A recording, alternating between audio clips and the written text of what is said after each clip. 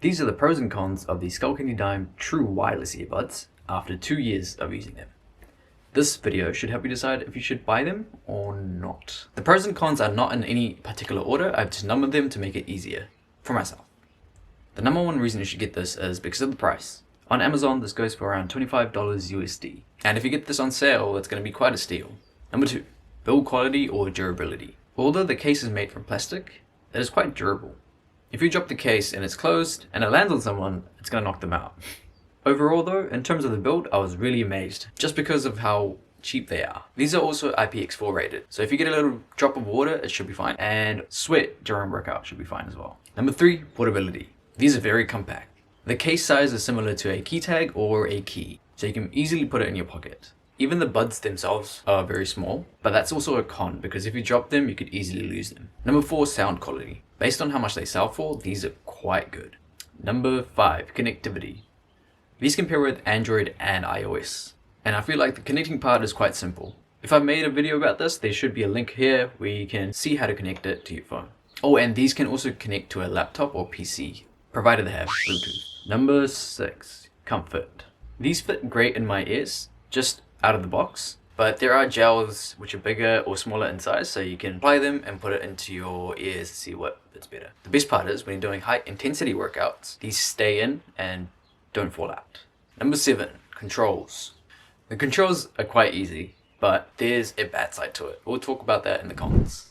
For the Pro, I forgot to add the microphone is quite good for this price point. There's really no point of me recording what it actually sounds like because you'll be listening through it on YouTube, which has its own compression, and then you would also be listening to it on your own headset, which has its own limitations. So there's no way you can actually gauge what it sounds like without actually using them. If anyone is an audiophile here, they would know what I'm talking about. Let's go to the cons.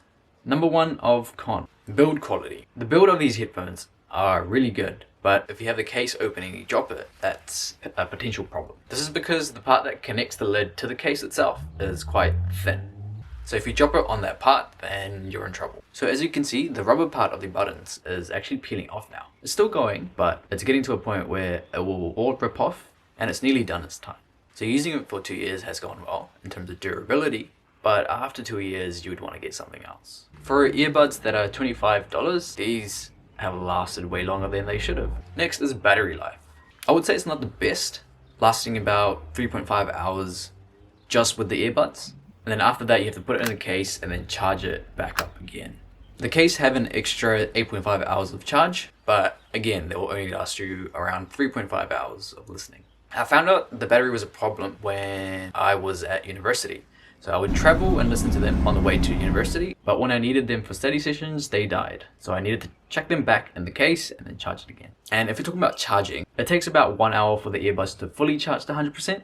And about 5 hours for the case. Now let's talk about the controls. These buds do not have a touch control, but rather buttons. So you have to press the button while it's in your ears. And if you're like me and lack a bit of common sense, you would try to press it when it's in your ear rather than take them out. And that is very painful because you would end up pushing the earbuds deeper into your ears. The best way to get around it is to just remove it from your ear and then press the button.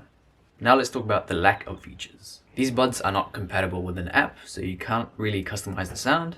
These are not touch controlled, they do not have noise cancelling, and they do not have an ambient noise feature as well. Another thing I forgot to add is there's a lot of people who have issues with these headphones, and it seems like there are a lot of batches that are faulty. So I would suggest keeping the receipt and the warranties handy because you never know, you might need to use it. If you are having issues, have a look at this video here, which should solve some of the issues, if not warranty. But be advised, it has to be a factory fault for the warranty to apply, and not something that you've done that has caused it to malfunction or die.